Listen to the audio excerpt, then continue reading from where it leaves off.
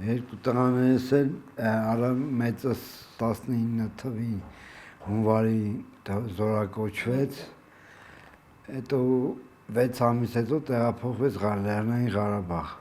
Դրամբոյում։ 19 թվի դեկտեմբերի 27-ին Ռոմանս զորակոչվեց, էլ զբորնի պունկտում էլ ժիրիբովկա չարեց էլի, մի անգամից ինքը ուզեց էթա աղբոր մոտ։ Տարան աղբոր մոտ 6-7 ամիս նորմալ իրար հետ շատ լավ, ոչ դժգոհեր, դες բան չէր է։ Ինքը ընդեղ էլ սպորտով էր էլի զբաղվում, զինվորների էր պարապացնում, ինքը շատ ուժեղ տղա էր էլի, շատ ինքը մի այդ տեսակի երեխեք այսօր ազվագույթ գտնես էլի։ Հետո խաղող էինք հավաքում սեպտեմբերի 27-ի օրը, Ռոմանը զանգարեց, 27-ի օրը զանգեց մամային, մամայի հետ խոսած, բառը բերանի մեջ անջատվավ, էլի ասեց, որ կարող է կապերը լավը չի, մամ ասեց, հետո կզանգեմ ու անջատվեց հեռախոսը, էդ այլ երեխու հետ վերջի անգամ խոսալը մաման է խոսած, էդ այլ է, էդ չենք բան, էդ ոչի բան։ Հոկտեմբերի 9-ին նոր մենք իմացել ենք, որ իմ Ռոմանը զոհվել է։ Սա գյուղը գիտեին բացի մեզանից։ Փետրվարի 16-ին նոր ԴՆԹ-ով երեխուս գտել ենք, 18-ին էլ հողարկավորել են գյուղի գերեզմանոցում։ Հետև Ռուբենիս էլ 2 ամիս շուտ զորացրեցին աղբոր համար։ Մեծ տղաս շրջափակման մեջ այլ է 4 օր, 50 հոգով շրջափակման մեջ ենել է Թալիշում, այո, Ղարաբաղից մի հատ մարդ այլ է, հետախույզ այլ է, իրանց մի կերպ հանել է այդ շրջափակման միջից, մինապատած դաշտի միջից, Ռուբենս էլ բան էր, սակրավոր էր, ինքն է մինա այդ իր բանով, մին են նա ստուգում, դրանով այդ 50 հոգուն հանել է երեխեն, հանել են, նոր փրկվել են ատից, մի տարի 2 ամիսա, որ մենք մեր երեխու ձայնը չենք լսել, չենք խոսացել, բայց ինքը իր հոգին, իր շունչը, ներկայությունը ես զգում եմ, որ ինքը կա, գոյություն ունի, ինքը ֆիզիկապես չկա, բայց ինքը հոգեպես մեր հետ է։ Ինքը կա ու այտենց կմնա, քանի մենք կանք, ողջ ենք, ապրում ենք, ուղղակի ղեկավարությունից եմ մի քիչ դժգոհ, որ այսօրվա օրով, ասենք, այս մեր նման մարդկանց առ են համարում, էլի, իսկ այն ժամանակ ասում էին սենց կլինի, բայց ուղղակի թող իմ ցանկությունը են ախպեջան, թող այս Հայաստանը խաղաղության մեջ են, թող մեր երեխեքով վերջանա ամեն ինչը, թող այդ կռվով վերջանա պատերազմը, ժողովուրդը թող չտենան, ովքեր տեսել են, էլ ես չեմ ցանկանում, որ ուրիշներն էլ տենան, դա շատ դժվար ցավ է։ Իմ բալեն ինչ ասեմ, շատ հումորով, սպորտսմեն իմ բալեն, շատ լավ թե դպրոցի կողմից, թե գյուղի, թե այս իր ապրած այդ մանկության այդ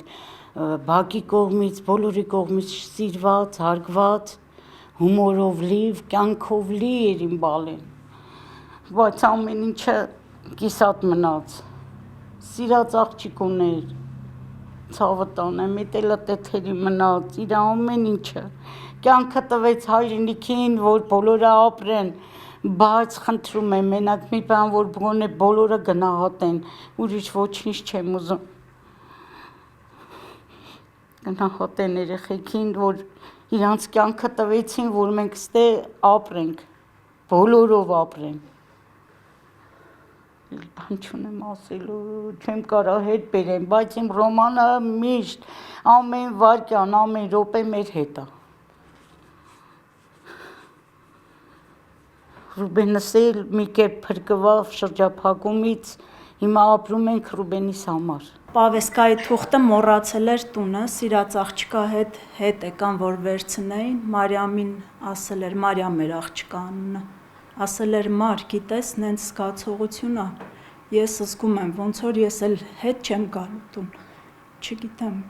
կարող է մի բան զգում էր ինքը։ Ու մենք էլ ահա որ տխուր էինք, ես մտածում էի Ռուբենս առաջի երեխան է, դժվար է, Ռոմանի ժամանակ արդեն ընտելացած կլնենք, բայց չէ։ Առավոտյան ես հեռախոսով կարդացի, որ պատերազմ է, չուզեցի էլ երեխեքին ցույց տամ, որ գիտեմ։ Ռուբենս մեծ եղբայրը զանգեց, մամ, մենք գնում ենք զորավարժության, Ռոմանին հարմար չի, կզանգի ինքը հետո։ Ցույց չտվեցի, որ գիտեմ, որ պատերազմ է։ 12:20 Ռոմանս զանգեց, մամ ջան, կապերը լավ չի, կարող է ընդհատվի, ու բառը բերանի մեջ անջատվեց հեռախոսը։ Ու էդ ա եղել, վերջի անգամ,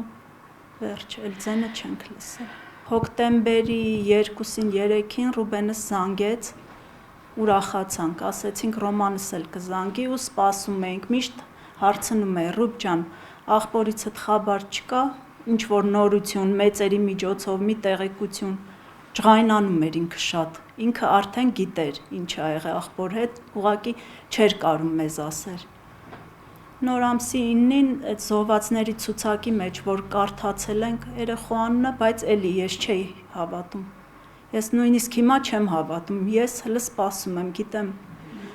դեկտեմբերի 27-ին գալու է Ռոմանս։ Նոյեմբերի 27-ին իրանց գտել են մարմինները, Մեծամորի դիահերձարանում են եղել, բայց ԴՆԹ-ով հաստատվել է փետրվարի 16-ին, 17-ին բերել ենք, 18-ին հուղարկավորել։ Անընդհատ այդ մեծերի հետ կապի մեջ ենք եղել, հետաքրքրվել ենք, իրանք էլ միշտ ասում էին գրաված տարածքում է, էլի ոչ մի բան չենք կարա մենք անենք, պիտի սպասենք։ Միշտ իր ներկայությունը ես զգում եմ, որ ինքը տանն է, միշտ մեր հետ է, ու ես միշտ սպասելու եմ իրան, ես մտածում եմ, որ ինքը ինչ-որ հեռավոր տեղում գնացել է ինչ-որ միտեղ, լավ կյանքով ապրում է, ես չեմ ընդունում, որ չկա Ռոմանը։ Սեպտեմբերի 27-ին, ավելի ճիշտ դրանից մի օր առաջ, 26-ին մենք տագնապով վարժություններ էինք անում, դե արդեն զգուշացրել էին, որ սենց պահ կա, սենց բան պիտի լինի, բայց ոչ մեկ չէր պատկերացնում, անց 27-ին է սկսել այդ ամեն ինչը։ Ու համար մեկ էր տված, ոչ մեկ տուն չէր գնում, նույնիսկ հրամանատարությունը։ Ես ընդհանրապես վերկացից շուտ եմ ելնում, 6-ին էի վերկացել, գնացել էի լվացվելու ու հետ էի գալիս, որ մտնեի զորանոց ու նենց տպավորություն էր, որ ոնց որ երկրորդ հարկ, ճիշտ այնք երկրորդ հարկ չուներ շինությունը, ոնց որ երկրորդ հարկում լիքը մարդ վազեր, այդպես ձայներ էր գալի, ավելի շատ ոտնաձայների պես։ Ու հետո այդ ձայները մոտիկացան ու մեր զորանոցի դիմացը անտառ կար։ Այդ անտառին խփեցին ու դե զգացինք էլի, որ ինչա։ Տեղ բանը միացավ, այդ տրիվոգի ձայնը միացավ, բոլորիս պատրաստեցին ու տեղավորվեցինք մեքենաների մեջ, սպասում ենք, թե ինչ հրաման են տալու, որտեղ են գնալու։ Հետո ասին, որ տանում են Մադաղիս։ Սկզբից գնացինք Մադաղիս ու տեղ երևի մի 2 ժամ անցկացրեցինք, որ դեռ տեղ հանգիստ էր։ Նոր հրաման եկա, որ տեղափոխում են Թալիշ, ավելի բարձր։ ու վերջին անգամ որ աղբորս տեսել եմ այդ մեքենան նստելուց ա եղել ու դաժե ինքն էր ինձ դուխ տալիս ասում էր մի վախեցի ոչ մի բան չի լինի ոնց որ այն որ ինքը ավելի շատ ծառայած լիներ քան ես ինքից ավելի շատ էր դուխ տալիս դե մենք մի մեքենաներով չենք գնում Մինչև մենք մեր տեղավորեցինք մեր զենքերը ամեն ինչը մեր մեքենայի մեջ, իրանց մեքենան գնացել էր արդեն։ Ու մի 10 րոպե երևի տարբերություն որ շարժվեցինք։ Մենք մինչև հասանք այդ տեղը, ճիշտ է ճանապարհին շատ արագ էինք քշում, որովհետև անդադ ռմբակոծում էին, հանգիստ չէր լինում։ Մինչև հասանք տեղ, արդեն մեքենայից իջել էին, հրամանատարը նռնական ձիգներին բարձրացել էր վերև։ Ավելի հարմար դիրք, որտեղից մարտի սկսվեր։ Ու հիշում եմ մենակ այն պահը, որ ես մեքենայից իջել եմ ու զգում էինք, որ տանկ էր գալիս, բայց չենք պատկերացնում։ Մտածում էինք մերն է։ Երբ որ արդեն տանկը բարձրացավ, ինքը պադիոմ էր բարձրանում։ Երբ որ բարձրացավ ուղղվեց, դրոշը տեսանք, հասկացանք, որ մեր տանկերը չեն։ Ու սկսեցին կրակել։ Ու ամեն մեկս որտեղ հասցրեց ինչ-որ մի տեղ փոքր խրամատ, ինչ-որ փոսի մեջ, ով ոնց կարեցավ, որ փրկվի այդ պահին ուղակի փրկվի, որովհետև մարդկա դաժե կարող է չհասցներ մեքենայից էլ իջներ։ Ու բարձրացել ենք մենք հետնահանջի խրամատ կար դրա մեջ։ Դրանից հետո սկսեցին մեր մեքենաները տանկերով պայթացնել ու գցում էին ձորը։ Մեր շատ տղեկից, որ մեքենայից իջել էին ու չէին էլ հասցրել դիրքավորվեին, այտենց խփել էին իմ ընկերներից մեկին, հենց մեկը Նարեկին Հովանեսյան, ինքը ֆագոտչիկ ա եղել, իրանց մեքենան ամենավերջում էր հասավ տեղ ու չէր հասցրել ուղակի զենքը մարտի բերեր, իրան նտեց սպանել էին։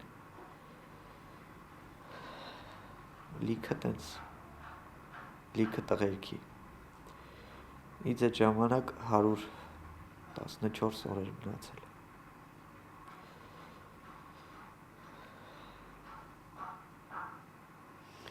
Որից հետո ոչ կարայինք առաջ գնայինք, որովհետև ամեն մեկիս մոտ եղել է ընդամենը մեր զենքը 4 փամփշտանոցով իրայ ու դաժե ամեն մեկիս մոտ մի հատ գրանատ էլ չենք հասցրել ուղակի վերցնենք, որովհետև չենք պատկերացրել, որ այդպես հակարծակի են վերելու։ Տենց ճիշտ այդ ժամանակ հնարավորություն եղել է մի քանի տանկ խոցենք, որ ճանապարհը կանանք գոնե փակենք, որ առաջ չգնան։ Որից հետո արդեն մեր զորամասի հրանատարը մի քանի ժամ հետո զոհվեց զինվորի փրկելու ժամանակ։ Ճիշտ է վիրավոր 2 ժամ դիմացավ, բայց որ չկարեցան տեղափոխեն, արնակամ էլ եղավ լրիվ։ Դրանից հետո հրամանատարությունը անցավ գումարտակի շտաբի պետին։ Շտաբի պետը հրամանով համարյա կես գիշեր արդեն ամսի 28-ներ լինում։ Դուրս ենք եկել, չգիտեմ, երևի 50-50 որ ասում են, կամ կհասնենք կամ չէ։ Դուրս ենք եկել 165 պոստից, իմ դասակի հրամանատարի ուղեկցությամբ, ականորսիչով, ընթացքում նաև մենք, ճանապարհը բացելով ամեն մեկս մի շարք բռնած գնացել ենք ու վիրավոր տեղափոխելով այդ ընթացքում։ Որ հասանք արդեն Թալիշ, բայց մենք չգիտենք, որ այդ ժամանակ Թալիշում էլ կան իրանք։ Տեղավորվել ենք, որ գոնե մի 2 ժամ հանգստանանք ուժ հավաքենք, հասկանանք ինչ ենք անում։ Այդ ընթացքում իրանք գալիս են գյուղի մեջ ֆռում են, ու մենք չենք իմանում, մտածում ենք մերոնք են։ Հետո տեղավորվում ենք կայծակների զորանոցում Թալիշի։ Դրանից հետո կեսը որոշում է, որ պիտի գնանք, կեսը չգնանք, բայց դուրս գալու ճանապարհ արդեն չկա, ճանապարհը փակած է, որտեղով որ մեքենաները գնում են, ճանապարհը փակած էր ու անընդհատ ռմբակոծում են, այդ ճանապարհով հենց ուզում էր մի մեքենա գնար, խփում էին, դե անօթաչուն էլ ամեն վարքյան ման էր գալիս։ Դրանից մի քանի օր հետո արդեն ոչ մի մեքենա չենք ունեցել մենք, սաղ պայթացրել են, տեղափոխվել ենք բեռնատար մեքենաներով, հետ ենք եկել Զորամաս, այդ մի քանի օր գտնվելով համ Մադախիսում, համ Թալիշում, այդ ընթացքում պարբերաբար գնացել ենք պոստեր պահելու, տղերքին օգնելու, չգիտեմ, մեզ են եկել փոխելու, ու շատ բան տեսել ենք, որ չեմ ուզում ես հիմա ասեմ, որովհետև այդ հիշելու չի ուղակի, այդ ինչ տեսել եմ ավելի լավա թող իմ մեջ մնա ու իմ հետի իմ տեսած մարդկաց մեջ մնա, ավելի լավա ոչ մեկ այդ չպատկերացնի։ Ես անընդհատ ասում եի ուր ախպերս, հենց դուրս ենք եկել այդ տեղից, 165 պոստից երբ դուրս ենք եկել, սաղ ճանապարհին ամեն մեկին հերթով հարցրել եմ։ Ու զարմանալի էր, որ իրանից չէին հարցնում, որտեվ չէր եղել այսքան ժամանակ այդպես բան։ Բոլորից հարցնում էին, աղբորիցս չէին հարցնում, ես զարմանում էի, ասում էի, ռոմից չեն հարցնում։ Ու հետո ասացին, որ մեր տղեկից մի քանի հոգի իրանց վաշտի հրամանատարի հետ դեպի Եղնիկների կողմ են բարձրացել, ասացին, որ աղբերդ իրանց հետ է։ Դե կապել չկար ընդհանրապես, այդքանով մի քիչ հավատում էի, հանգիստ էի, ասում էի, լավ, կիշնեմ մի հատ ինչ-որ տեղ, որտեղ որ կապ կլինի, խոսամ, կկապնվեմ հետը։ Անցնում էր տենց օրերը, ես հասկանում էի, որ ինչ-որ մի բան են չի, սա տենց մի տեսակ խղճահարությունով են նայում, լավ կլինի ասում էին, դուխ են տալի, բայց ես ասում էի, պատճառ չկա, դուք էլ իմ օրի եք էլի, ասենք ինչ եք ինձ դուխ տալի, որ եթե բան էլ չի եղել։ Ու այդ վերջո անդադ ասում էի, կարող է ինչ-որ բան եղել, ինձ չեք ասում։ Դե մեկը կար հայացքներ փոխում, մեկը կար ուղղակի թողում հետում էր, ես արդեն որ հասկացել էի, բայց միջև վերջը որ հույս ես քեզ տալիս, չես ուզում վատը մտածես, թեկուզ են ամենավատ վերջի պահին դու էլի չես ուզում այդ վատի մասին մտածես։ Որ հետ իջանք գումարտակ, հրամանատարի տեղակալը անուններ էր գրում, զոհվածների, անհայտ կորածների։ Հետո ես մոտեցա, դե արդեն այդ ժամանակ Եղնիկներից մեր մնացած անձնակազմը եկել էր։ Հարցրեցի, թե աղբերս ուրա, նայեց աչքերից մեջ, արցունքներն աչքերին, ասաց աղբերդ չկա։ Ես չգիտեմ, այդ պահը չեմ էլ հիշում, ինչա հետս կատարվել, ոնց եմ եղել, ինչքան ժամանակ հետո եմ որ խելքի եկել։ Ամսի 21-ին ոնց որ հրաման եկա, որ արձակուրդ եմ գալիս 10 օրով, որից հետո արձակուրդից նախավերջին օրը զորացրմանս հրամանը եկավ, որ զորացրվում եմ ու տենց էլ չգնացի։